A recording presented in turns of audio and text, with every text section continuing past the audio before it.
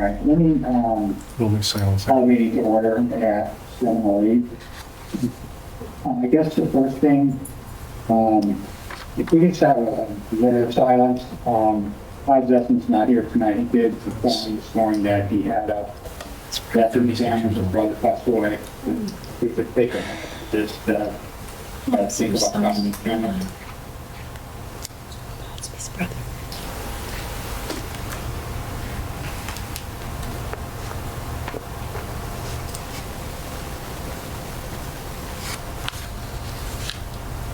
Okay, thank you. Thanks, Jeff. Okay. The next order of business is public comment. Just I do want to remind folks, we do have a 2-minute limit, so we try to be flexible, but give people a chance to go. Is there any public comment? All right. Jim, say your name and address. Jim Franklin, 20 Heather Lane. First of all, I'd like to comment on, on the water sewer bill. There's been some comments online and otherwise that the Board of Selectmen is incompetent. I would like to dispel that rumor immediately. As a former member of the Board of Finance, when I left, we had an unresolved water sewer bill of over $600,000. Shortly after assuming office, the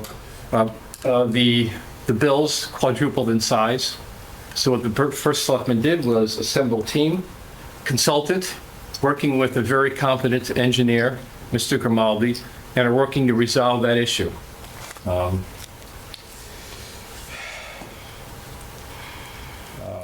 She sought out a consultant, in addition to sought out remedies from a town attorney, possible remedies from a town attorney. What she has done since she's been in office is to create a first ever village town center plan. And that was with the input from hundreds of our neighbors, our friends and neighbors from the community, as well as a dozen businesses in town. And as a result of that, her team sought out and received millions of dollars in grants to modernize this and bring in added revenue and modernize our town. And if anyone considers that to be incompetent, I suggest they determine the difference between where the good Lord split them and a hole in the ground. I yield the floor. Okay, are there other public comments? Yes. Briefly, Charlie Allen, Hatchet Hill Road. On the same subject that Jim talked about, the very definition of competence is when you're faced with some problem, you recognize it, you take corrective action, and you solve it. That's competence. We have an amazing first and second selectman. We have an amazing third select person. We have very good commissioners, and we've got great board members. They volunteer hundreds of hours every month to serve the people of East Granby. They should be recognized for it. Our elected officials are the very definition of competence, and if someone doesn't like that, perhaps they should run, because I don't believe they were on our Board of Selectmen. Thank you. Gail Reiner, Hamilton Road. As a resident of the town, I have to say that I have not heard a lot about the sewer problem. I'm still working through understanding what happened, and I don't think that the Board of Selectmen have done a good enough job to inform the public, keep the public informed and up to date, not only about what the problem is, but what it was that was attempted to do. And that leaves me with some concerns that things might not have been handled the best way. I understand it's a huge problem and very complex. However, from my point of view, I don't think there's been enough done to keep the public, the East Granby citizens informed, not only about this problem, but the size of it. I think still a lot of people are unaware of what's happened. Thank you. Jason Hayes, Washington Ridge. I would counter that with some serious concerns about the sewer fund and how it has been handled. The facts are just that. They're the facts. You might not like what's being said, but it's not going to change the numbers or the time frame. As a first selectwoman, she is the head of the WPCA, period. It is her sole responsibility to oversee the fund and to collect the fees to pay for that fund. That has not been done. When she took office in 2022, the sewer fund was $511,000 deficit, minus $153,000 still left to be brought in outstanding revenue, which puts the balance at just over 300 and change. We are now, as we sit here today, at $1.9 million in 3 years. That is not what someone who is working competently achieves in a 3-year time frame. When you look at those numbers, what I have always said since I started bringing this up as in discussion is, the numbers that we do have are not the first selectwoman's fault. That is an issue with the MDC. That is an issue with our meters. That is an issue that we should have been looking into going back to 22. I do applaud the action that is being taken today in 2025, but it is 3 years too late. Bringing some of your unofficial friends together to look into the issue does not work. Your sole purpose as the head of the WPCA is to hold WPCA meetings for 3 factors: inform the public, inform the MDC of any issues, and to alert the Board of Finance. In 2022, there was not a single WPCA meeting held, not one. There was one WPCA meeting held on April 26th of 23 to adjust rates. No discussion of the balance or the deficit or the billing issues. One meeting held in 2024, that was on April 10th, to raise the rates. During that April 10th meeting, our first selectwoman, as the head of the WPCA, did not disclose that she had received a $170,000 bill from the CAA that she had not paid. It was a 9-month bill that was overdue. She also did not disclose at the WPCA or to Board of Select or to Board of Finance or to the town attorney that we also received a $710,000 bill from MDC for averages versus actuals bills going back 23 and 24. At that time, she did not disclose either of those issues, but she also did not disclose that she had signed into 2 loan repayment agreements and had already paid 2 payments on both of those loan agreements for those total amounts. That is incompetence. The numbers are the facts, and they're not lying. So we need to start holding people accountable. It's not a personal thing. It is your job. Thank you. Thank you. Thank you. Anybody else? Other comments? Yeah. Any comments on Jim? Betsy we got- Tomalonis. I live on Nutmeg Road in East Granby. I researched the documents that are, I don't know, saved from meetings in the past. And if you go way back, this is something that really hasn't had any attention at all. And I feel that it isn't a current issue. It's an issue that's been festering for many, many, many, many years. So I quit Facebook because of all the comments on there. It's so rude and mean.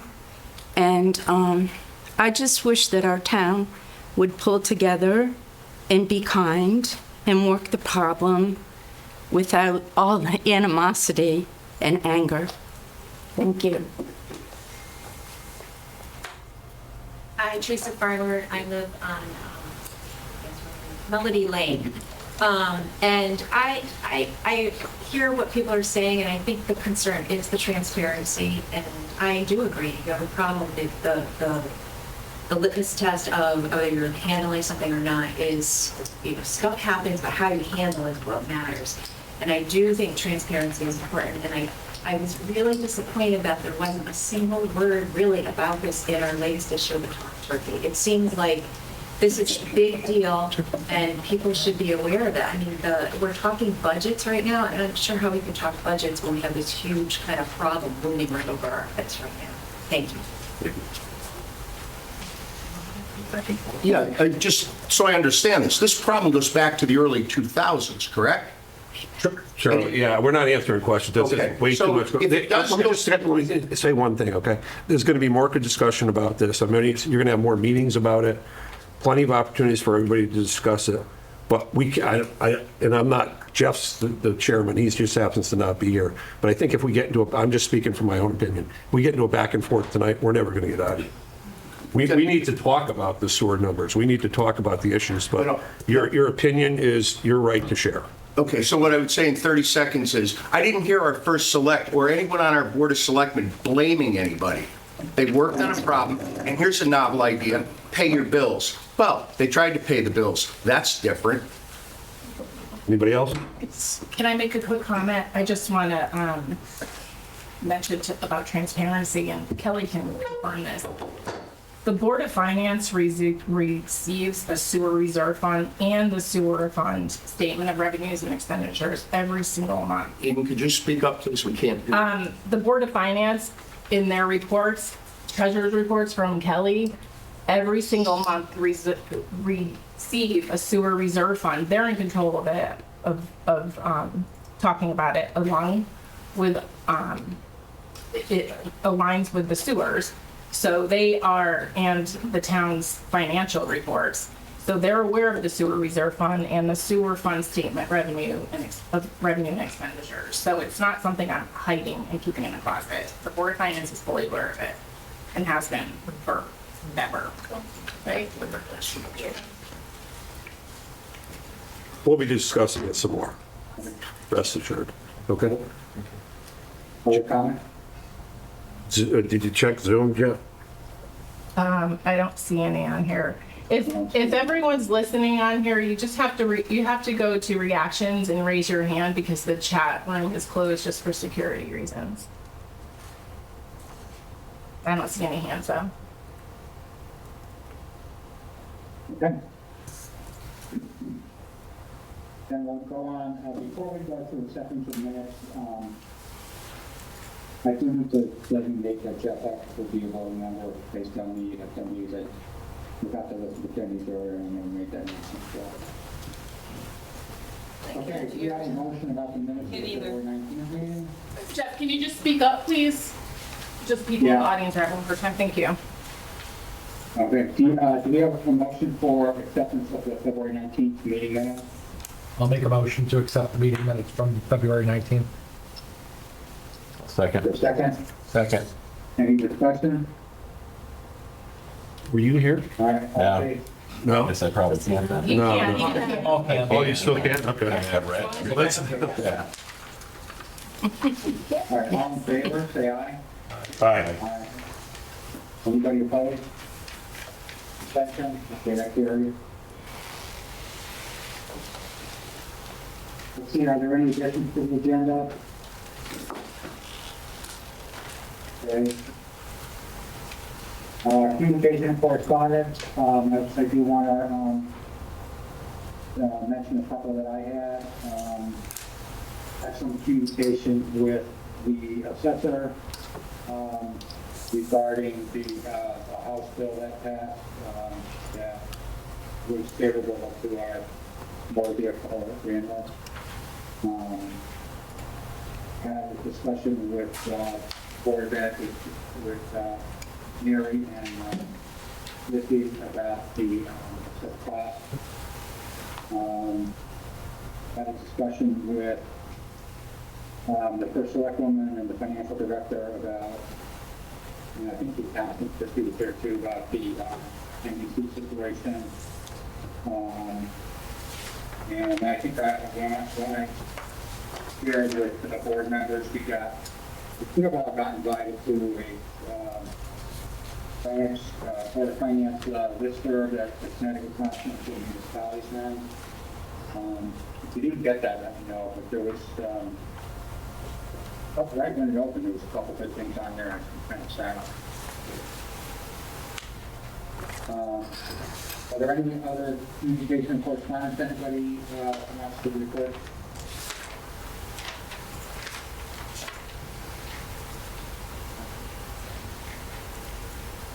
All right, so, old business, the first item of old business is the, school use fund. And I'll ask the clerk's representative to give a report in a second, but, our efforts, right now, and all about, understanding what who the usage is, and seeing if there's an ability to get any kind of relief, from the NBC. I think we reported last meeting that, we, on first, conversation with the NBC, they said, hey, wait a minute, it's okay, if you stop paying while we figure this out. So, payments are down calls for, I'm guessing not, probably gonna spike up on that. Anyway, with that, I'll ask, what's the other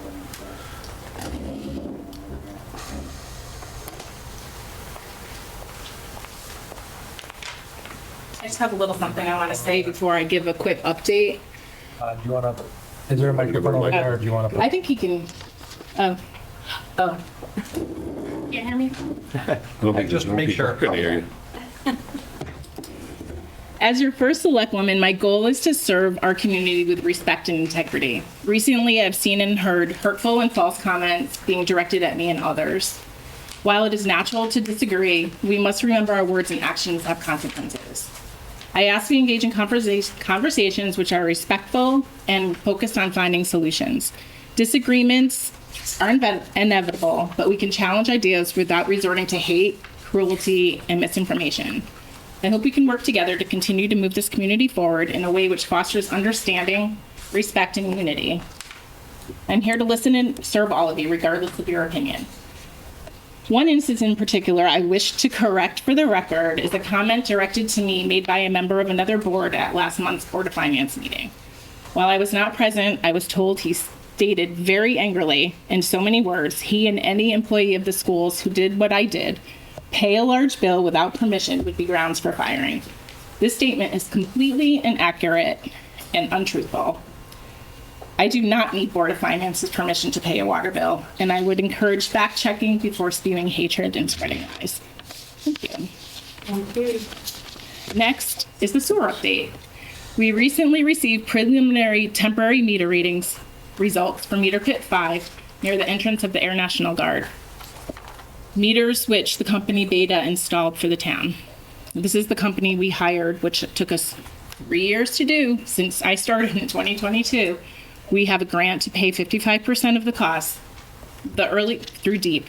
The early findings are favorable for the town, which I'm happy to report. These results will be discussed with MDC at a meeting we have scheduled for next week. Further information will be released once we receive more meter reads and our findings are discussed and verified with MDC. Thank you. Ian, could we ask you a few questions before, if you don't mind? So, and maybe it's just for Kelly too. Go ahead. I might not have the answer, but Well, no, I know. And when did you say the meeting is? our MDC meeting with staff is next Tuesday. Is that going to be public or? No. Okay. Could you just fill us, you said there were some discrepancies that are showing up, because I'm just trying to stay, we meet once every couple of weeks, so we're going to try to stay on top of this stuff.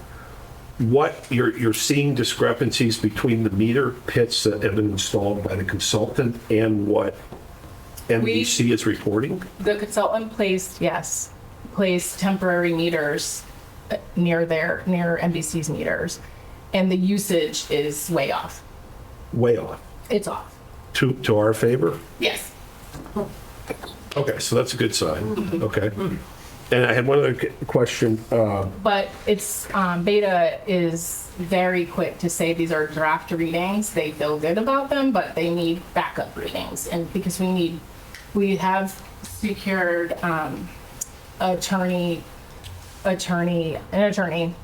He's actually Who is the attorney? Derek Donnelly. So he was our town attorney when Scott recused himself?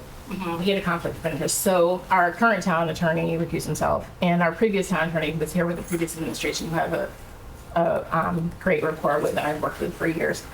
He worked for the previous administration and is happy to represent us. And you feel Derek's going to do He'll do a great job. Okay. My concern is that they have some experience dealing with this sort of thing, because it's kind of a very obscure kind of policy, you know, that we're dealing with. There's a lot. He's worked with attorneys from NBC over the years, so he understands how it works. Okay. And, yeah. Okay, the only other question I had is for Kelly. So I'm trying to wrap my head around this number, because the number has been floating there for years, and I just wanted to clarify. Just to be clear, and I just wanted to state this for the record, we have no authority to collect this money. We have no authority, we have no oversight over this particular fund. You're right, you do have the right to pay the bill. And that is as the head of the Water Pollution Control Authority. We can't, and because I've discussed this with multiple people, because it kind of caught me by surprise, because what was told to us by the auditors for years was this is a pass-through account.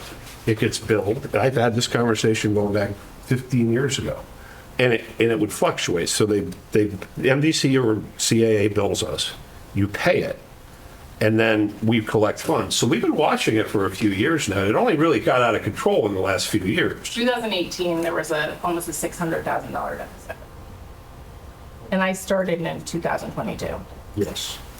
And that became... The reason it went to $1 million is because MDC went back to the beginning of 2022 and billed us actual readings according to MDC instead of temporary readings. We got to get through this, or else it's going to... So there'll be more to come, but So what, I feel like what we're did, getting in a dead 2018, horse what with did you say the deficit was?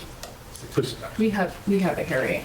I don't. You know, I know this is, and I'm not expecting answers, I'm just putting these questions out Yeah. there. Because we're going to need to lay this out for the town. So I mean, the auditors are fully aware of it. It's been in all our financial reports. No, I've So been at the sitting in the room for those. Fiscal Yeah. year 2022, so it's June 30th. Well, I can go back to the beginning. You know what, let's get back I to that. misspoke. Yeah. Fiscal year 2022, it was 594,000, but the deficit started, it was 225,000 in 2019. That's when we started asking the questions. And that's when Yes. Kelly referenced that it was, what was always told to the Board of Finance, and just, I'm not assigning blame, I'm not, but was that it's a pass-through account. Correct. It wasn't until this year that we really got a red flag thrown at us. That's where my question, Well, because we started talking about it more at meetings and the auditors listened to our meetings. well, to be blunt, we found out about an agreement to pay a bill that was way over the size of anything we'd seen, and that kind of, I mean, it came to a head this year. Fair enough. Right. But I just wanted to get a question for Kelly real quick. What you have here is a $1.3 million deficit in the sewer fund? Harry. Is that, I'm referencing That's a February 28th. the most recent one I got. 1.377. 1.377, yeah. Okay, does that, so this is where I'm trying to wrap my head around what happened with the auditors, okay? They moved a large sum into where? Where am I looking for that? So, so the auditors work on GAAP. Right. We are on budgetary basis. So they, on the financial statement, Right, move numbers to be in accordance with GAAP, which is different than budgetary. right. So I've got both reports on my desk at home, and I'm Yeah. looking, trying to make sense.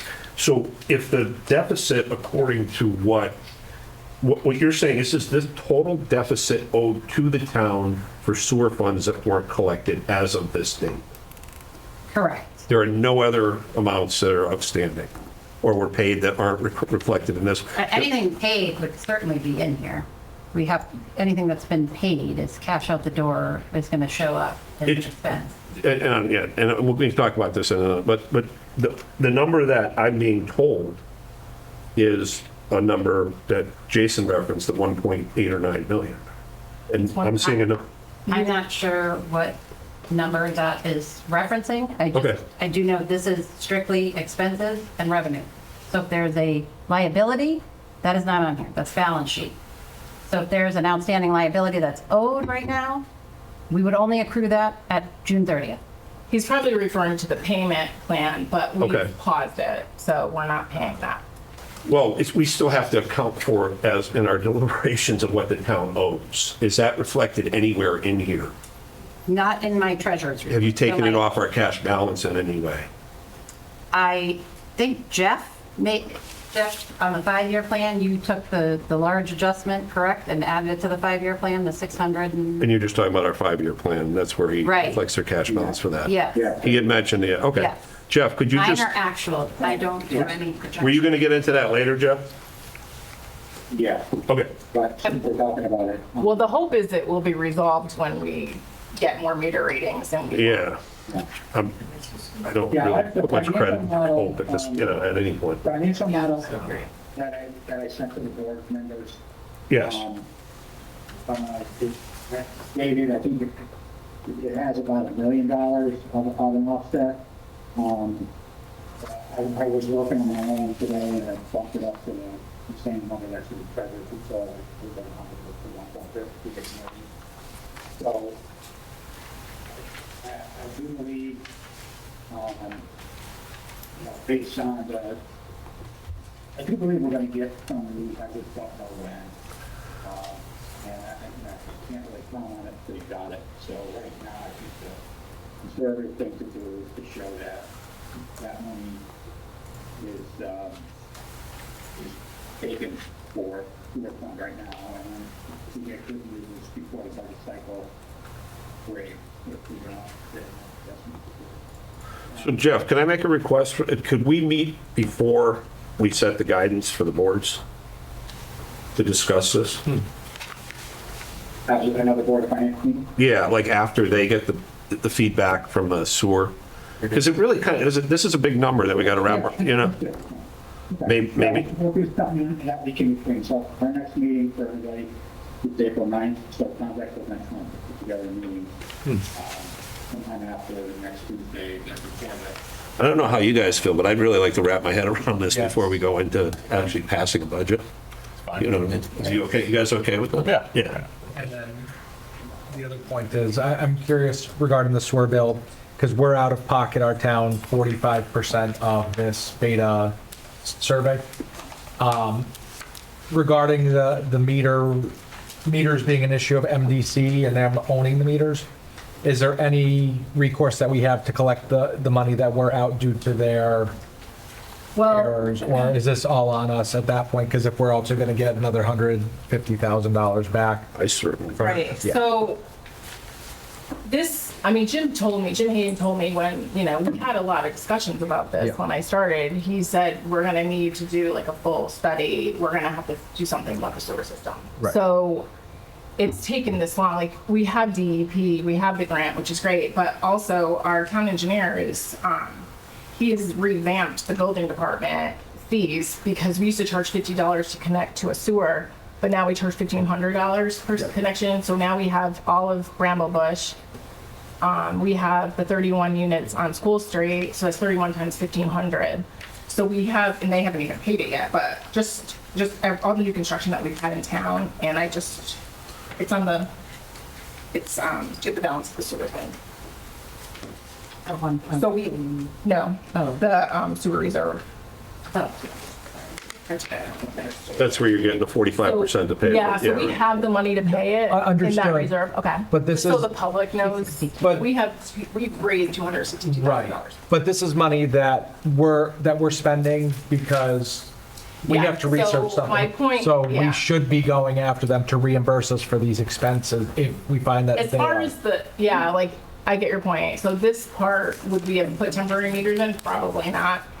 But what we'd like to do after this is the I&I study, because we know there's leaks places, and just to get a general sense of, or actually a very specific sense of the condition of our sewer system, because it is over 50 years old, and we don't know what's going on down there.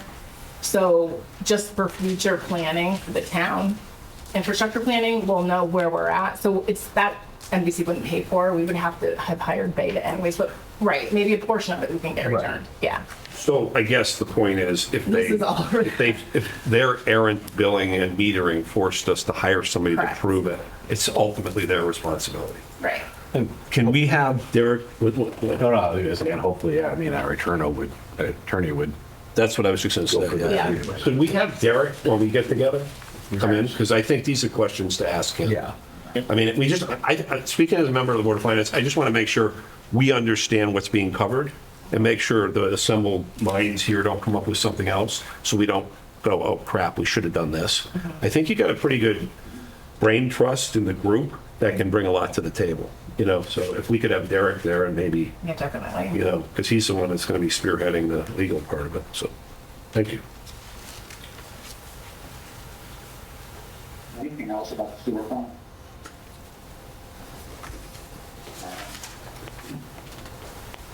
The next item is a draft policy, and I'll just preface by saying this is something I drafted on my own. So I'm just going to summarize what's in it.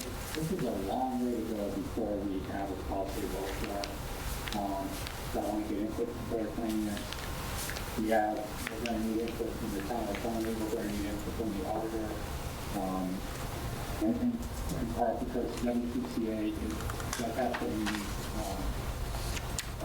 powers. So, in summary, what this policy wants to do is kind of prevent us, through the board finance from having the same problem. So, basically it says, we have ordinances out there, there's state laws out there that, we should not be using any general fund money on the sewer system at all, unless it's approved the way all other general fund money is, which is at the budget cycle or through the town meeting. Which makes sense to me. Hey, Jeff, I'm sorry, I'm having a hard time hearing everything you're saying. All right, let me see if there's a. You got a copy? I did, yeah, thanks. I'm just going to see if there's a noise cancellation or something. I don't think it's background noise. I think it's just the volume of the meter. Is there any way we can turn that up louder? It's coming through the TV? Yeah. Oh, no. Oh, yeah. Max. Okay. All right, does it sound any better? Oh, yeah. Could you tone it down? It's a little loud. Calm down. All right. All right. How about now? That's great. Thanks, Jeff. Okay. All right, so let me start over. So this is a policy that I drafted on my own. I'm not going to vote on this. It's got a long way to go. I want attorney to see it. I want the auditor to see it. I want board to see it. I want the WPCA to see it. But basically it says we don't use any money out of the general fund, even for unless it's approved the way all of the money is, which is at the budget cycle or through Board of Finance and town meeting. That would include in this policy even the practice of floating money, something that was very common to, float whatever it was, 50,000, 100,000 until the new rate kicked in. Even at that, it's still got to be approved, and this policy suggests that that float shows up as a debit and a credit at the budget cycle, meaning we expect to pay it out July 1st, and we expect the money back whenever, particularly this year or the next. And that way it's very much transparent what's happening, and it's kind of hard to miss if that's starting to get out of control. The other thing it asks for is similar to the capital plan, a 5-year plan on the major sewer funds, something that talks about what the balances are, what the rates think they want to be, what the growth thinks it wants to be. So those are kind of the big items that are in there on a summary basis.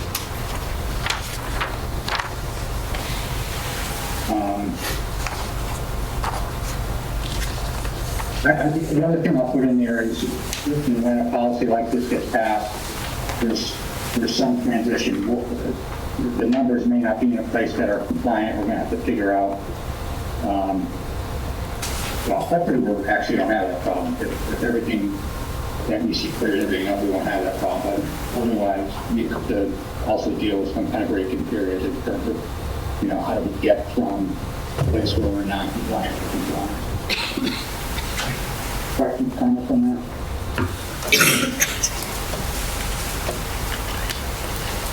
All right, I'm going to move on to the encumbrance policy. I should have also put no vote on there because I did not update this. I think we've had this on the agenda a couple times, and I know I was confused about what we were talking about, but I think a good summary of what's been proposed, and I can certainly bring this to subsequent meeting. So what's been proposed is if we have a surplus in the department, that we allow the department to make a capital purchase. At airport, you can't see me. It would be subject to all the same scrutiny, so that it would come before the Board of Finance. If we had approval for it, but because it wouldn't be coming out of the capital fund, it wouldn't go to town meeting. So it would be a way for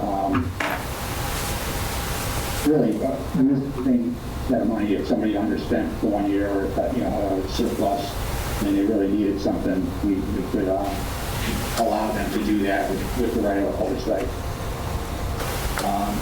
But that's the kind of, I don't know how the wording's going to look in here, but that's where, any questions about that?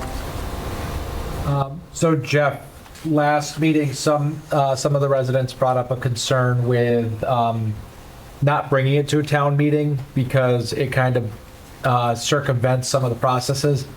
And though I think that we have our diligence, I think that there is some concern that I understand.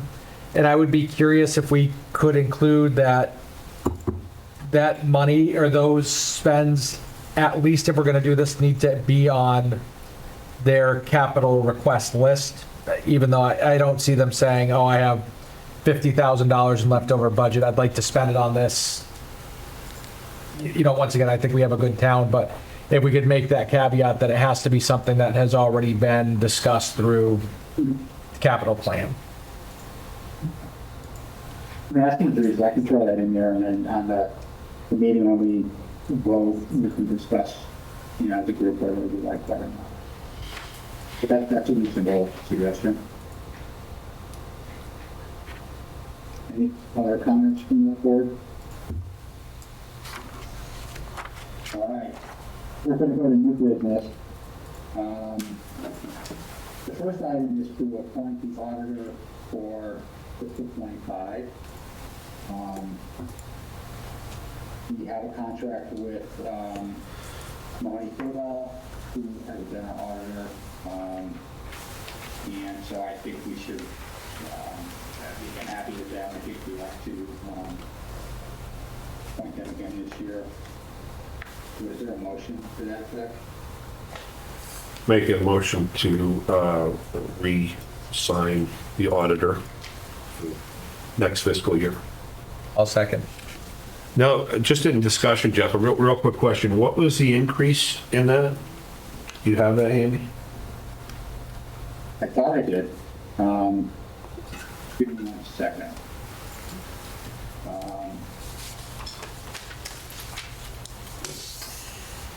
I do have, so the timing goes through fiscal 27. So the contract we have with them goes this year coming up in 2 more. And I'm looking for, I apologize, I'm looking for a rate. I'm not finding it.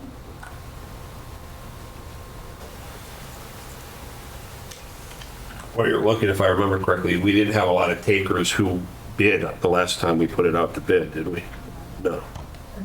Yeah, they were the only. Yeah. They were the only. Mike, I'm not finding out. All right, just for, I'll send it around to people. I'm not finding the proposal in handy yet. thank you. Okay, all right, I guess we're coming up to the main event here, the budget cycle, so. And Jeff, we got to vote on that, don't we? The auditor? Yeah. Yeah, I guess we should, shouldn't we? All right, is there All right. all in favor, say aye. I second it. I'm sorry, I'm getting happy out of it. Has it been seconded? It has, I did. Okay, all in favor, say aye. Aye. Aye. Anybody opposed? Any abstention? All right, thanks, Mike.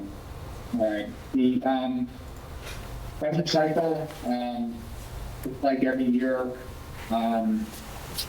tonight we're gonna be hearing presentations that are based on what we asked the boards to come back with. We're not gonna vote on anything during the budget tonight, but on April 9th, our next meeting, we will give the board's direction to,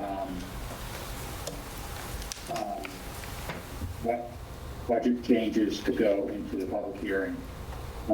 Also at that time, we're gonna need to finalize the capital account. So we'll go to public hearing, how much we're gonna put in there, and, that service amount. Then the public hearing will be on April 23rd. Calendar out. At that time, all the boards will explain everything for that. We'll explain the budget. And then we'll have the town meeting will be May 7th. Wait, May 7th or May 6th? It's tentative.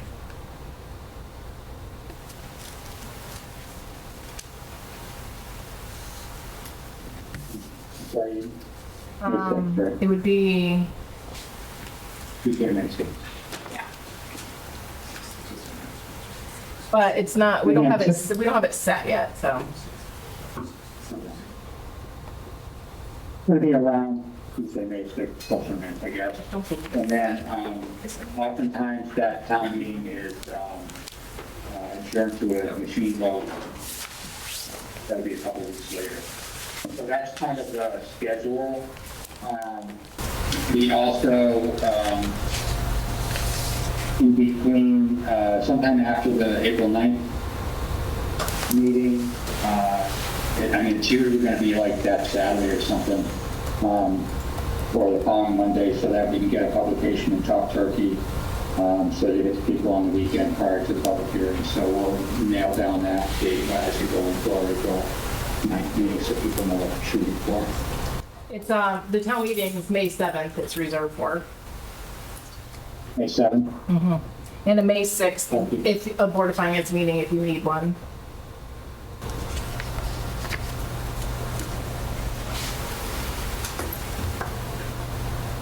Yeah, we would only, I think on that date, we would only meet if there's actually going to be a vote. Right. We would meet because we either have to set a mill rate or we have to set a new public hearing schedule. If it's not. Okay. Anything I missed on the schedule or any questions?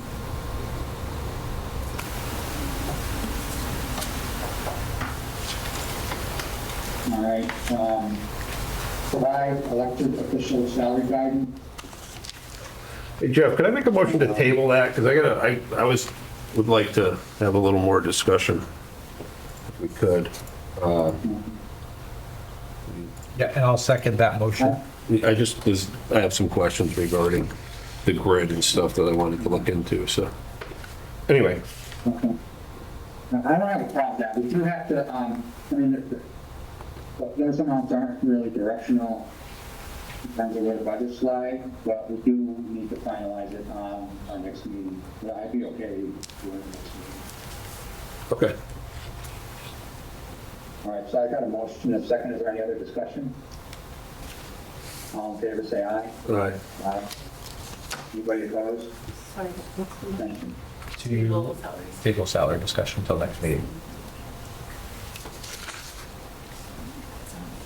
It's 7C.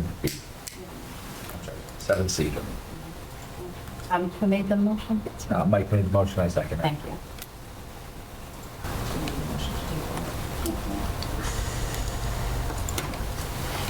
And before we do the budget proposal, If you don't mind, I'd like to go out of order to do the 5-year financial model update.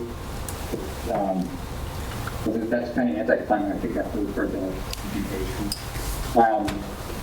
But I have some updates that are late breaking for the model.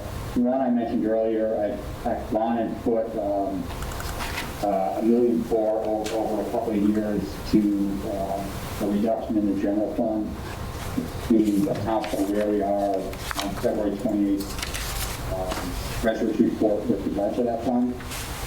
I expect by the time we get to April 19th that we will have a different number, and I hope it's in a good way in terms of the conversations with NBC, but I think that's the most key thing to do right now. I also will have an update for you that includes, I mentioned earlier, there's a new grand list coming out based on a new law with regards to motor vehicles. The state had passed a law that kind of reduced our, not ours, everybody in the state's motor vehicle income by the way they value vehicles. And then there's enough outrage that cost modification for that. So it was quite a swing. About our motor vehicle grand list had gone down by about 4 or 5 million, and now it's gone up by about 2 or 3 million. So not a bad swing. That'll be in there. So I just wanted to point those two things out. Any questions about that? Yeah, so Jeff, when you say it went down by 4 or 5 million and then back up by 2 or 3, are you saying it's a net of -2 or a net positive of 3 compared to last year? It's like a net positive of 3 compared to last year. Okay. Versus a net negative of 5. So good point.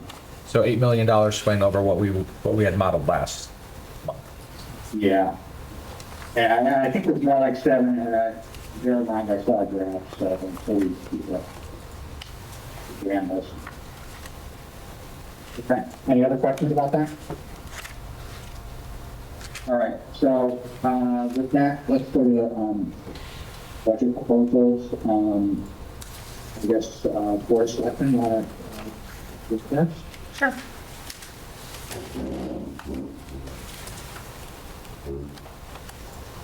A couple copies.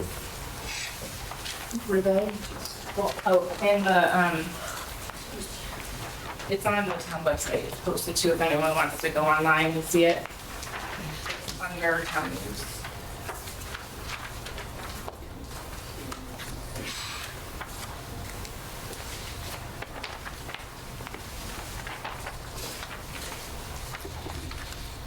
Oops, I'm supposed to shut the lights off for GCTV. Okay. Thank you.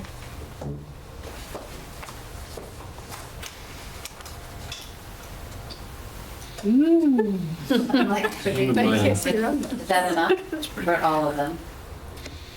I mean, I'm okay with the lights off if y'all behave. I'm okay with it. Okay, here we go. Lisa's not here tonight, obviously, so it's all on me to present this. Okay, so we made a slide of all the department heads so everyone can kind of see the layout of the town. There's always questions, who's in charge of what. These are basically department heads and things. There was 57 slides, I'm going quick. It's basically a layout of East Granby. You can find it online. It's from Google Gemini, just talking about the history of East Granby and what it has to offer. Town profile is found on Advanced CT. Basically gives the stats of EG, population, labor force, economy, fiscal indicators. This is a profile from Microsoft Copilot. It summarizes, it says we have a population of 5198. We're definitely higher than that now. And we will be with some population coming into town, but this is always kind of a year behind. Median household income, 107,000, which is higher than the state median of 90,000. The poverty rate is relatively low at 3% compared to the state average of 10%. It goes through who our key employers and taxpayers are, which is Good information. Median home values are $325,000 with a median rent of $1,100, which is actually pretty low. It's higher than that. General government overview. So our we're in fiscal year 2026 presentations tonight. Our 2025 budget was approved at 5.6 million. The new capital budget policy now requires a minimum of $10,000. It's just kind of budget information for everybody. The 2026 government budget that we're presenting is at $5,748,207. This represents a 2.5% growth, which was a directive from the Board of Finance, including or plus a $100,000 transfer from capital budget to operating budget, which has been discussed at Board of Finance meetings. This is an organizational chart of department heads, showing the Board of Finance, Board of Selectmen, and then registrars and voters are over there too. They're super important. And then the first select person and my assistant, who's Nicole, and then she's been here for 12 years, maybe more, and then all the departments and who works under them. Everyone can look back at this if they want. So our budget request last year was 3.18%. This year is 2.5%. So our increase is $140,206, and plus the $100,000 moved over from capital, and this is being moved over to put in the operational budget for fire department, for personal protective equipment and vehicle expenses. And so it's a compared to last year's budget, it's actually 0.68% less request. Some major budget drivers are the police department, which includes the 8th officer. There's other expenses in there as well, but that was a big driver. Public Works includes a new assistant mechanic, and to reduce outsourcing of our maintenance of our fire apparatus, which was a huge save in this budget year, just by having Public Works work on all of our fire equipment instead of having to go to a private company. Insurance, we're anticipating 25% increase, the 5% insurance plan increase. We have more people on it also, more employees and families. The $60,000 for Board of Finance is just a shift in the budget. It's not an addition. We're moving the accounts manager to the Board of Finance department. This includes other things as well, memberships, things for our software programs, our membership, and forgetting what the word is, but I'm just going to go with memberships. To have a certain software program, and for office supplies and things like that. It's a shift, and you can see on the next page. So the RCC, this is budget decreases. The RCC, because of the combination of less hauling fees and additional compactor and bulky waste, we're reducing the budget by almost $65,000.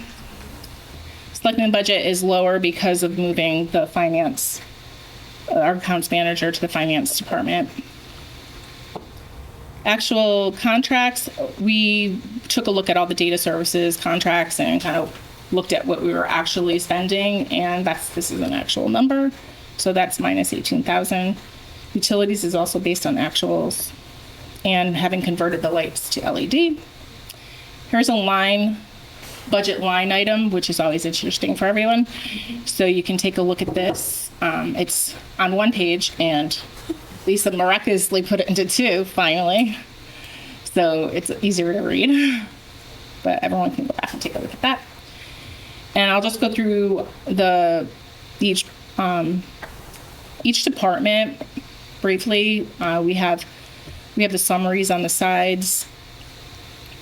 You can see we moved supplies and postage, and this includes all our union contracts have been negotiated. We have 3 unions, DPW, just Department of Public Works, Police Union, and Town Hall Union, and those have all been negotiated at 3% increase. So these are all included now.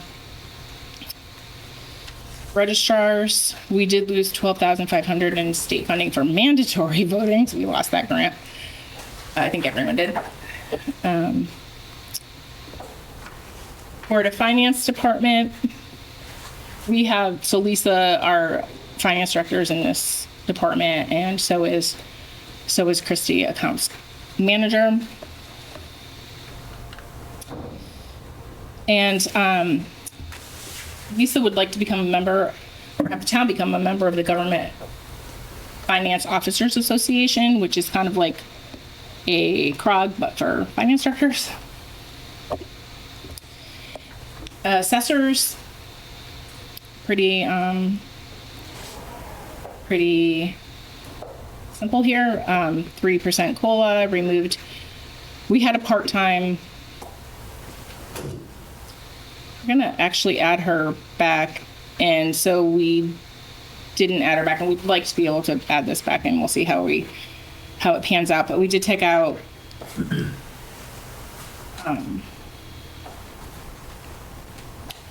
there was a part-time salary that we no longer need in there. I'm jumping ahead of myself.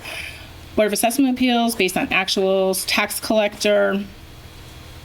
This is increase for the tax collector to attend assessor school, and I didn't bring my phone, but she has a new title. So for those who haven't heard, our current tax collector is actually going to school to become a tax assessor.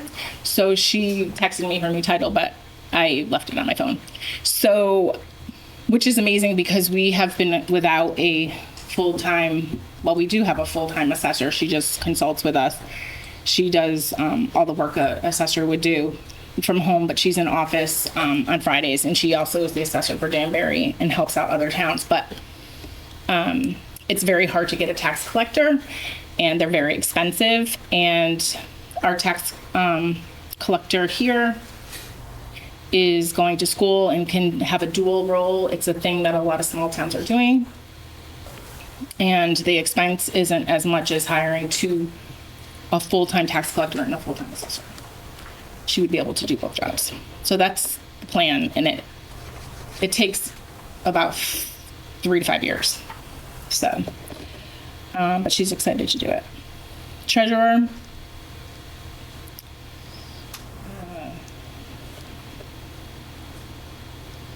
We did add a $5,000 stipend to this per an audit request to get our small funds reported with our current accounting system.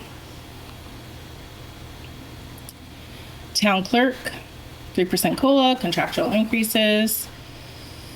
This is supposed to say P&Z, not P&D.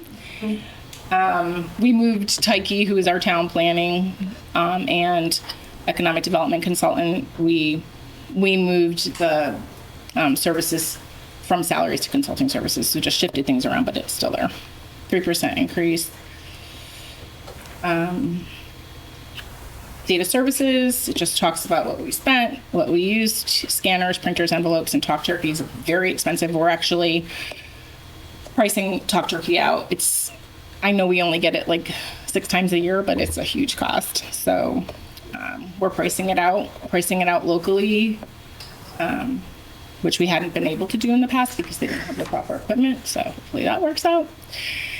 Public buildings, just kind of cleaned it up, moved rec fields out of Park and Rec. Park and Rec is they're not responsible for that in their budget. Building inspector, 3% COLA. Engineering, same as last year's. He's a consultant. Fire department, DPW is doing all the work on fire department. It's trucks and vehicles. All PPP is included now in the operating budget per the Board of Finance's wishes. Getting it out of the 5-year capital plan. And MDC and Aquarian costs, we finally nailed that down. Our fire marshal attended a meeting with MDC and they were able to narrow down exactly which ones we're responsible for. The police department includes that 3% COLA, the 8 officers. And we do, which I'm really happy about, is the police non-lapsing fund, where we put our private duty overtime money, which we're seeing, I think, oh gosh, I forget how much is in there now. I want to say like maybe 25,000 the last time I checked. So now repairs and maintenance of vehicles can be paid out of that. And other things that has to go for, anything over 5,000 goes to the board, to the Board of Selectmen and then to the Board of Finance for approval. Fire marshal. We hired a new part-time assistant. We used to have 3 part-timers, so now we have 2 part-timers that we had to put one back into the budget. Public Works, there had been talk at other Board of Finance meetings how there were, in last year's budget, there was just a worker was supposed to be in a different line, so we fixed that. And a new full-time assistant mechanic fixing town vehicles. Wait, did I go back? Good. Social services increased by COLA. This wasn't decreased, so I wanted to fix the wording on this. They did ask for more, but we had the directive at 2.5%, so we had to we bumped it up and then we bumped it back down. So they're even with everyone. Parks and Recs, like I said, moved rec fields to public buildings. We increased a part-time employee, which I'm really happy about. He was less than 10 hours. Now he's at 19 and a half hours. We're really working hard to get back up there. CBA, same as last year. Conservation Committee, which is wetlands, same as last year. Economic Development, like I said, we moved Tyke from salaries to consulting services. And we have money in there to update online maps and contractual services. And we have $1,500 in there for infrastructure, so we can write plans or design plans to be able to apply for grants, which really isn't enough money, but dream someday. Street lighting, all lights were converted to LED. We did a decrease since the last presentation to 2.5% due to the directive. Recycling and RCC, again, corrected the proper allocation of the employee. 30% COLA. We're using the compactor. We're using bulky waste. We decreased our haulers. We took out 5,000 to get to that 2.5%. Senior services, 3% COLA. Minibus, 3% COLA. And there's some in there for 18 more rides. And DPW will make repairs for those bus repairs, which is great. 3% for youth services. Utilities are based on actual, so there's no fluff in there at all. It's all what we pay. Ambulance based on actuals. Contingency fund, we tried to put a little bit more in there, but we're at 37.9. We just reduced it back to 2.5%. Facilities, 3%. Probate based on actuals. We used last year's budget for our attorney fees. Health services, which is our membership to Farmington Valley Health District. Insurance, workers' comp increased 25%, employee insurance increased, and we're still waiting on dental, which I think is going to be 5%. Top of my head. Animal control is based on actual quotes. Payroll taxes, we use a formula of 7.65% of payroll. Memberships, we added the Waste Authority, $971 from last budget. We just added more because we got actual invoice from them. Here's, we did our best, Lisa did her best trying to differentiate colors. It's hard to match up. It was the program, so we kind of know what our big spends are, our recycle center, so you can kind of see how, and Public Works is the other big one. the tan one. A lot of yellow and brown in there. I know, it was more blues that were even harder, so we can work on that. It was kind of a last minute put in there, so apologize for that. So, Eden, on Yeah. the workers' comp piece, do we know why we're getting a 25% increase? Because that sounds very high in any given year. Have we had any occurrences? Workers' that are- comp went up over everyone, businesses, everyone. Yeah. A lot of people were dropped from workers' comp, unfortunately, just because of, But we haven't, as a town, had any events that have. we've had some, Okay. yeah, Because I know that history also, okay. yep.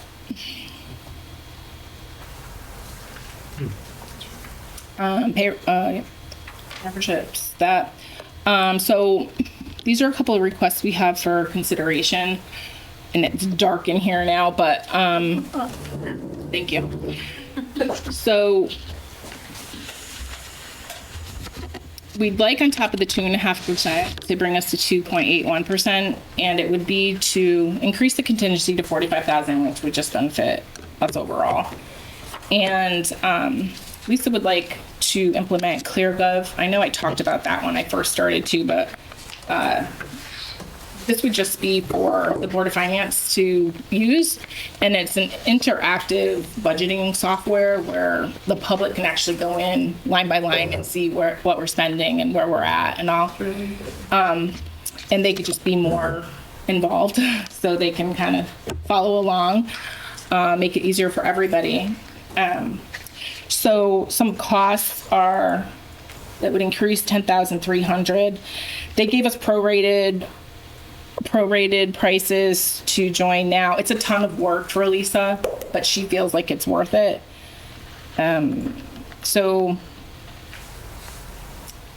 Let's see. So option 2 and 3. So option 1 is 10,300, which she would put this year's FY26 in now, or she would start July 1, and it goes down a little bit. So if you sign up by March 31st, there's a prorate to June 30th of 2,500, and then the subscription starts at 10,300. So that's the one she did, is starting on July 1 and not doing it now. Is that yearly, just so? It is. Okay. So you have the money in this year's, but you're looking to add it for subsequent years? I gotta ask her that actually, because I'm not sure if she's looking to do it right now, but I believe we have the money. Well, you referenced the date of June something. Yeah, so there was just 3 different options. Okay. So I can talk about it more, but she is asking to start, this 10,300 would be FY26. And that would bring the government budget request to $5,865,607. Is that a My God, budgeting system or an accounting system? budgeting system. Budgeting software. So the total request is 17,000. Is there an accounting system, or does our accounting system have a budgeting module, or not have one? I missed the first part. The software we have now, I guess it doesn't. Okay, do we know if this software interacts with our current accounting system? Like you can import it? Yeah, it must, but I'll double check with her. Is this the only software you guys explored, or have you looked at other ones in comparison? I'm not sure. They were at the CCM conference, Connecticut Council of Municipalities, so there's other companies there. It's the one that stood out when I was there 3 years ago, and she just went, and it stood out to that. If you have recommendations, we'll definitely look at them for sure. Jeff, were you going to solicit questions to be answered at the next meeting by the Board of Finance so we can get them together like we have in the past? Yes. Yeah, we typically gather questions, get them out, and then ask for a response. Because we're grilling you on Clearview right now, and it's like you really didn't, Okay. I mean, I got, Okay, so that, okay. Yeah, usually you get your questions together and we answer them before the next meeting, and then okay. Do you want to come up and, I don't know how to do it. Thank you so much at work.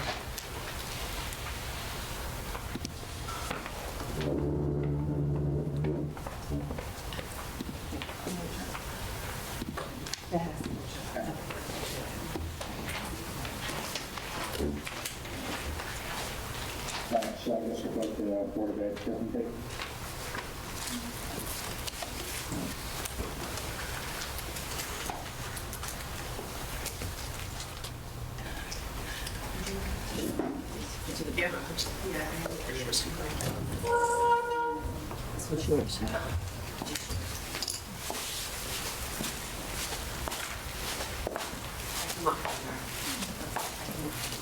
Well, I'm not going to lie, for Betsy,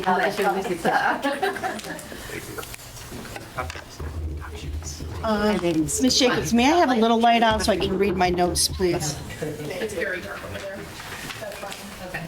Is my head in the way?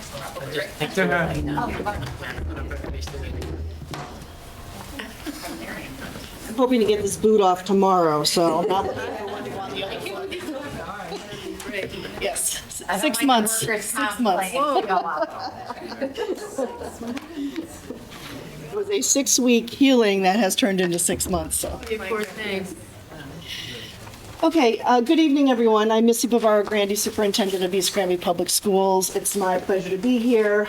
I'd like to introduce, if you don't know, Mrs. Mary Heine, who is our business manager. And I want to thank Mr. Bob Paskowitz, our board chair, and Mr. Drew Namnoon, Board of Ed member, for being here this evening. The budget process on 12 months takes us about 10. Once we're done with 1 year, we start up again. And I do want to thank all of our board members, our community, our administration, and our staff for really coming together to do the hard work to give us a budget that supports our student needs and supports our community fiscally. I'm actually going to focus on really 3 slides this evening for this particular iteration of the budget. A month ago, I presented a comprehensive report that is on our website. You're welcome to view it. The Board of Finance has directed us to come back with a 4.1. We were at a 5.6. So I'm going to highlight how we did that for this evening. I will start by sharing kind of just a summary. I always talk about enrollment. So my kind of a summary statement on enrollment is all of our numbers are based on current numbers. We know we have some builds that are coming up in town. We don't know that the impact until the impact is here. So while we are not blind to understanding that there could potentially be an impact, all of the numbers, all of the budgeting is based on current students. We do not add in anything, extra. So that's just kind of a summary disclaimer almost.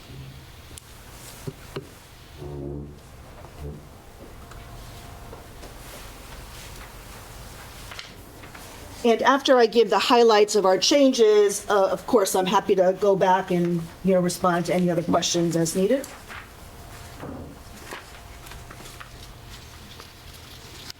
I think it might be appropriate to begin with this slide. Again, the Board of Finance has asked us to come back from our 5.6 and look at what a 4.1 impact would have to our budget. So we did that in a Board of Education workshop.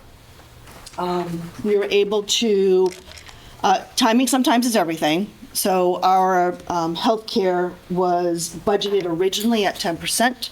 We got word that it was coming in about 25%. Which is very similar to many districts, especially those who have Connecticut, who, as my understanding, has been bought out. So we did go out to bid, and we will be coming in much lower, and therefore, we haven't secured that yet. We still have some negotiations to do. However, we are able to take off confidently another $108,000 off of our health care from what we budgeted originally. Okay. Salaries for retirees. Some years I stand here and I say, we don't have very many retirees, okay? I am very thankful that our staff, when they come to work in East Granby, they stay in East Granby. And they retire from East Granby. We have a lot of longevity. We do have about 5, I believe, retirees this year. all have been with us for many years. So what happens is when we have somebody who retires, typically they're at the higher end of the pay scale, and we could look to hire perhaps mid-range. Now, I will caution that that's a little bit of a gamble. In past years, I've had to hire mathematics, science, special education, which are all what the state considers shortage areas, okay?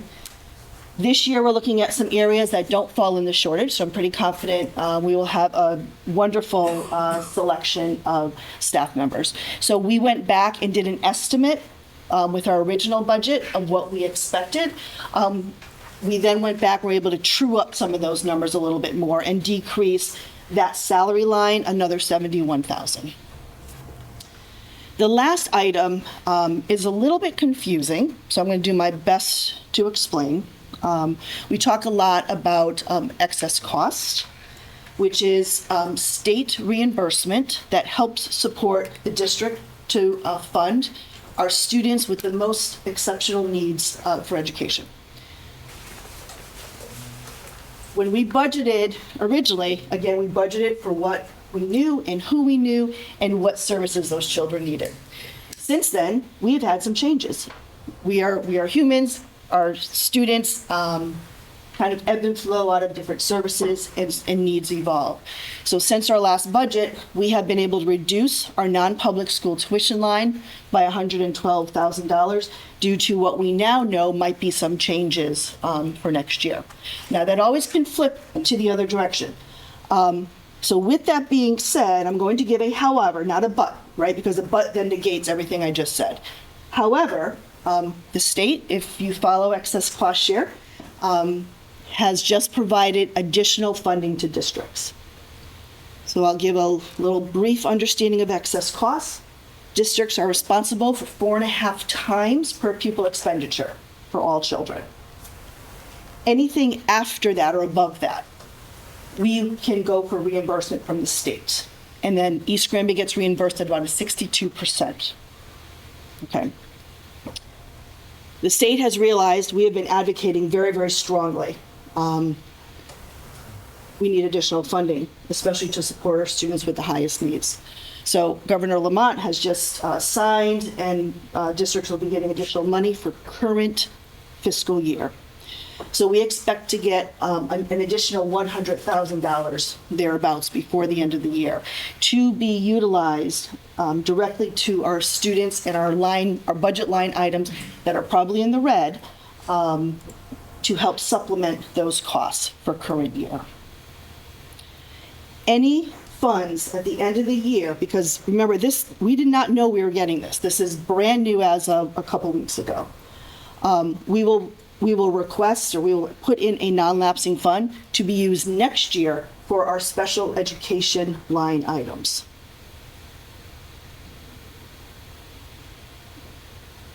No, I know I said we were going to get a question. Is that required to specify it for that, or is that just a decision you made? Well, so the state requirement is for excess cost share is to be used for special education. Okay, that's, yeah. So we have several lines because special education comes out of transportation, public school, different services. So there are many line items that impact, that special education impacts. Right. Okay.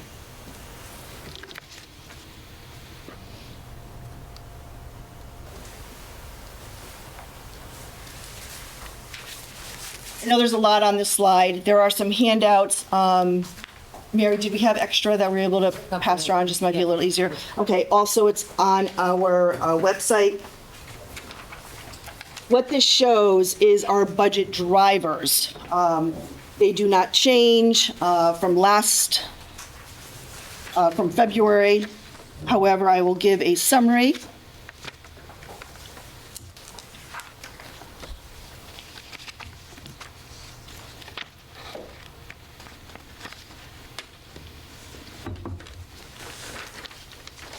Our primary budget driver is staff. That's both certified and non-certified, and health benefits. Our salary line does reflect moving $400,000 out of salaries that were in grants into our operational budget. We are still allocating $750,000 in salaries to grants.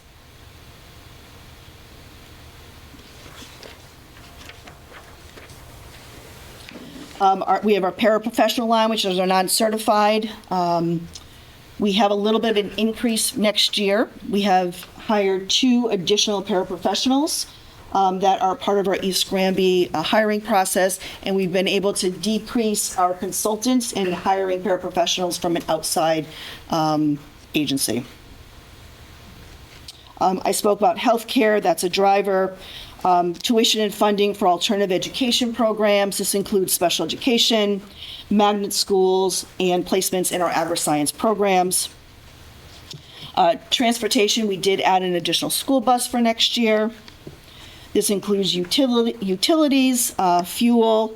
We're looking at a 6.5% increase in that area. We have what we call our 330 line, special education services. This line includes staff that we consult with but are not part of our payroll. For instance, board certified behavioral analysts, sometimes you might hear them referred to as BCBAs. We hire sometimes out or outsource for clinical assessments, hearing impaired resources, occupational and physical therapy. Those are just an idea of that particular line. The other items are subscriptions, textbooks and supplies, and then we have what we consider all other items. And I did go through that in-depth last presentation. Everything is on our website as well if you'd like to look at that again. That grid has not changed in this iteration of the budget.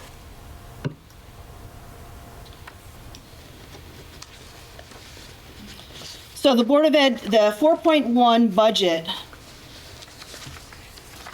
reflects our current class sizes that we have right now. So without changing any sections that are elementary, it exists moving forward exactly as is. It allows for the continuance of current staff and programming across all of our grades and all of our schools. This budget will support all contract obligations as well as funding all of our Chromebooks. In the past, we have received grants for that. That grant was part of ESSER, which has sunsetted. So we are picking that up, through our operational budget. But even prior to that, it was in capital many years ago, then moved into operational. We have 2 contract negotiations coming up this year. This budget does reflect a 2.9% increase for group health insurance. So again, our original budget was 10, then it went to 25 in conversation. So we expect to be around a 2.9%, which is actually excellent. And an increase of 4.4% for all business insurances, many of which are still being negotiated as well. We have accounted for utilities, maintenance, and fuel. And what's new with us for this coming year is 50% cost of the school resource officer. In the past few years, our school resource officer, Officer Menard, who's doing a fabulous job for our families and our students, we supported that through one of our ESSER grants as well. So we have picked up 50% of that cost. I will share, there's always risks in budget because, as we know, we're budgeting for what we know now. So some of the items that might be considered a risk or just to think about in the future is any potential enrollment increase, how that will impact especially our physical space, especially at Allgrove School and the middle school where all of our spaces are utilized. Currently. We have unexpected maintenance of buildings and grounds. Okay, that's always a concern as our programs grow in town, which is wonderful. The Board of Education has, done our best with capital projects and such to maintain our fields and our grounds. We also need to think about maintenance and oversight of building usage. Okay, our buildings are used 7 days a week. Again, excellent. But we need to think about how to maintain it on the weekend when we don't have school custodians there to clean and get ready for school on Monday. We also have evolving student education needs and mid-year programmatic changes that could impact her budget, one way or another.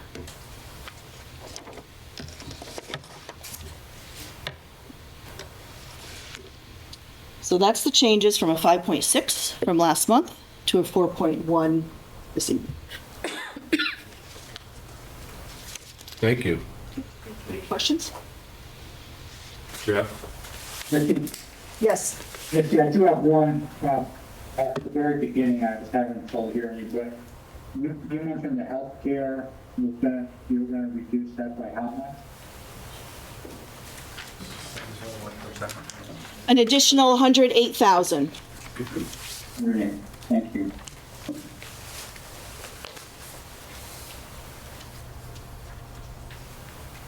All right. Thank you. So, thank you. So, board members, what we've done in past years, I'd like to do again, is we kind of collect the app material, take a couple days to read it through, and then we'll collect questions and email those off to Board of Selectmen and Board of Education as appropriate. I'll ask them to get, I'll work back here a little bit, I'll ask them to get back to us, I'll say the Friday prior to our April 9th meeting. You want to set a date for us to get the, Jeff, do you want to set a time or date for us to get the questions in? I do, yeah.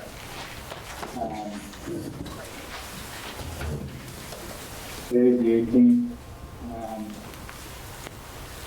I'd like to see us get the questions in by, say, Tuesday the 25th.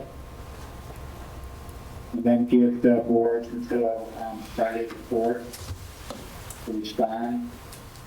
Is that enough time, guys? Does that work? Yep. They nodded yes, Jeff. I don't think I nodded yes. They weren't grimacing. It's the March 25th to April 4th, so it's like 2 weeks. It's like 10 days, including the weekend. All right, so folks want to get those questions over to me, and I'll pass them on. I'll reach back to you. I know in some years, I haven't seen it in a while, but it didn't look like frivolous questions to me. I mean, I'll put back that, to make sure I understand. I'm not going to suggest we'll get that, but I know in years past, I have done that, so give me a chance to put back on that. All right, we're going on to monthly reports.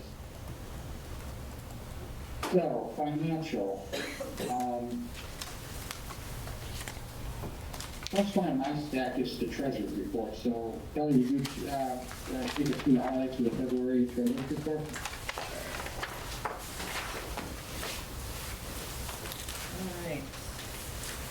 All right.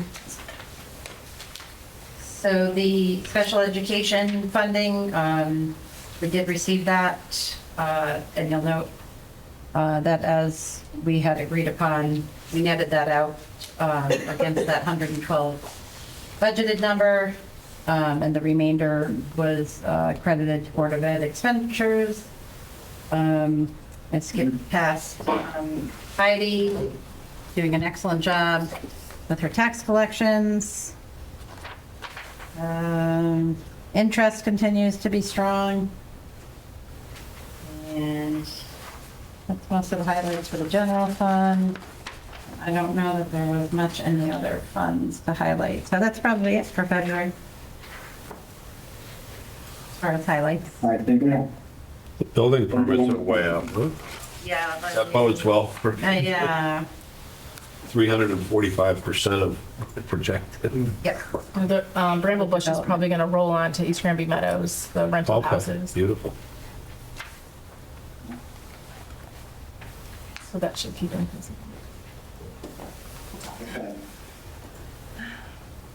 Do you want to get a motion to accept the treasurer's report? Make a motion to approve the report as submitted. We do them all together. What?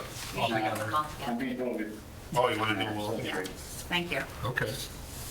All right. I thought you just said. Next I have So we have 2 months worth of, Board of Selectmen highlights. I mean, I guess you can go through the February one. I recall last meeting, I had missed that. I had gotten the January one, so nobody had seen it. Yeah, I have February. I'll walk us through it. Okay, fiscal year actuals through February 25 reflect actual spending of $3,825,000 and $719 compared to an annual budget of $5,608,000. So we're at 68.2% spent with 4 months remaining in the fiscal year. The percentage spent year to date is tracking well to the planned budget spend through January.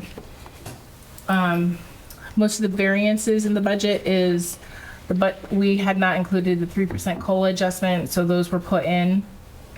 They're in it now. Data services is down from the budget due to researching actual invoices with the accounts clerk, as I had mentioned earlier. Public building expenses down due to many repairs being done in-house by Public Works versus contracted out. Fire department down due to classification of capital versus operational, as well as many repairs done by DPW. Police department is over for the 8th officer, which wasn't not budgeted, and overtime is over total budget as of this past month. Public Works is down due to many repairs being done in-house, which I already mentioned. Insurance is higher due to additional employees on the plan than originally budgeted. In summary, we anticipate ending the fiscal year on June 30th, 2025, trending under budget from a full year forecast of approximately $148,000. Keep in mind, this is a point in time forecast. It's refreshed monthly with year-to-date actuals and remaining monthly forecast period.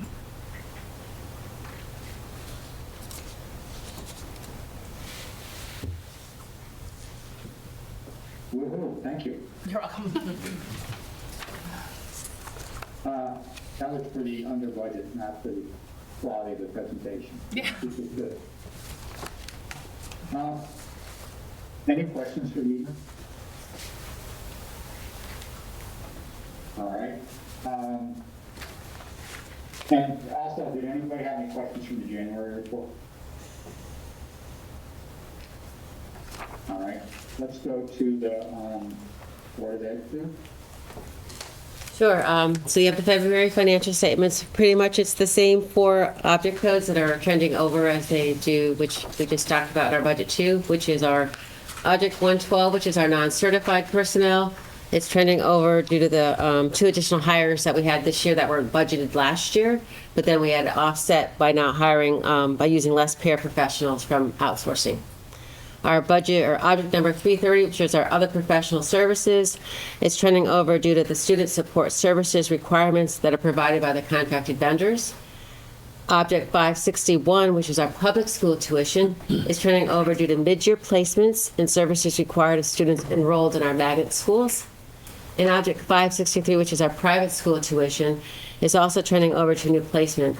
I will note that object 330, 561, and 563, we will apply our excess cost reimbursements against those. So they will be not as high as they are now, but at the moment, because we don't have that in our budget, they're trending over. Any questions on the Board of Ed February statements?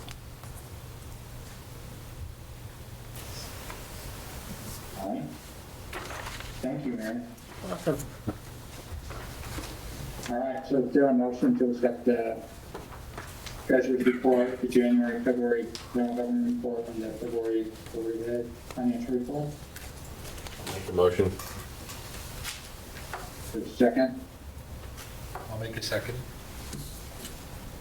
All right, any discussion? All right, everybody in favor, say aye. Aye. Are there any opposed? Any abstentions? Okay, motion carries. All right, building committee, is there a building committee report? We didn't meet, no. Okay. Board of Ed budget rep?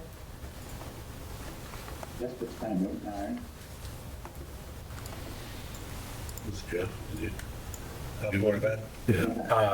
Missy has already updated on all the impacts that were discussed, so.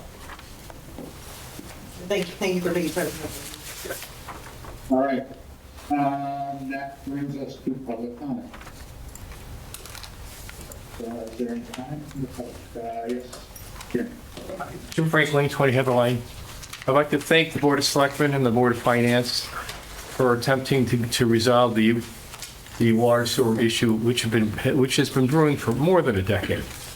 And I'd just like to remind this audience that the Board of Selectmen works on a $5.6 million budget, less than a 1% contingency. Unlike the Board of Education, which has a non-lapsing fund, the Board of Selectmen returns any unused funds back to the general fund.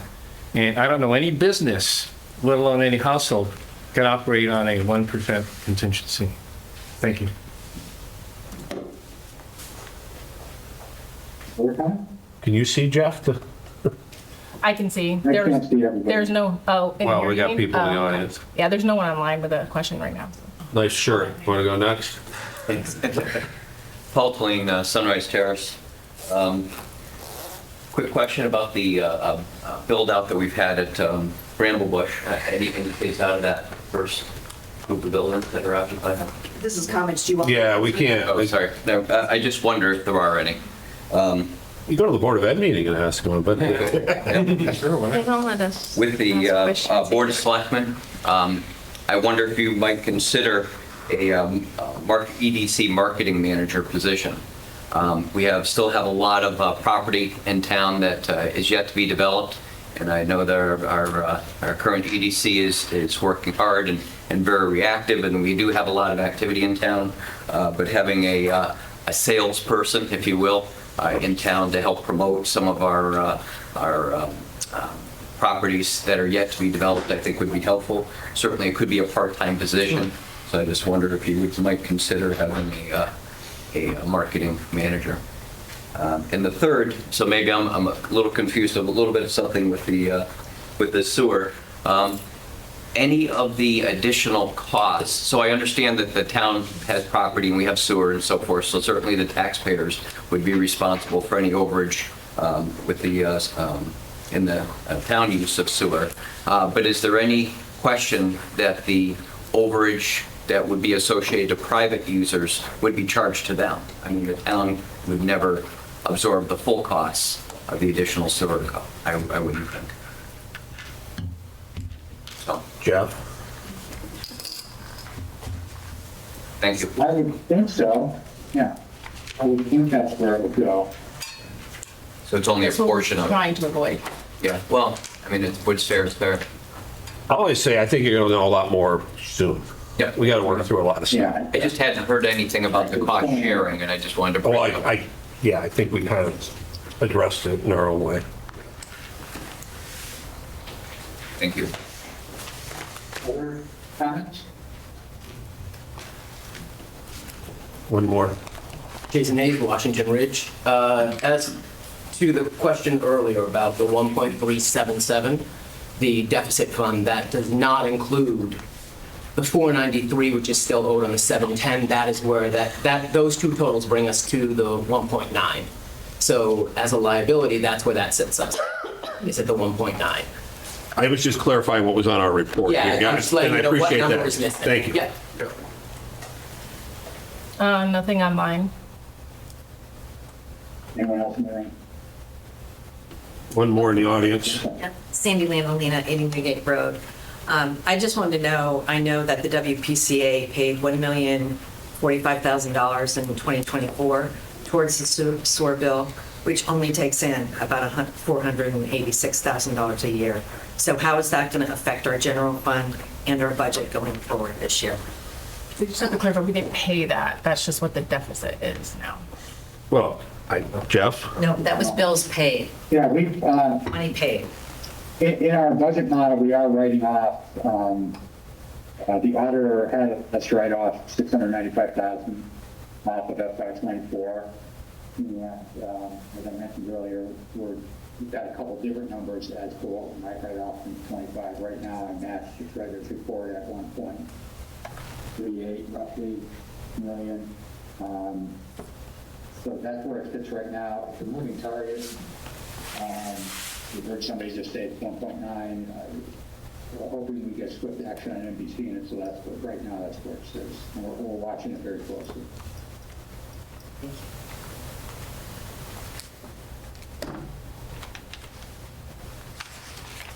I don't see anybody with their hands up, Jeff.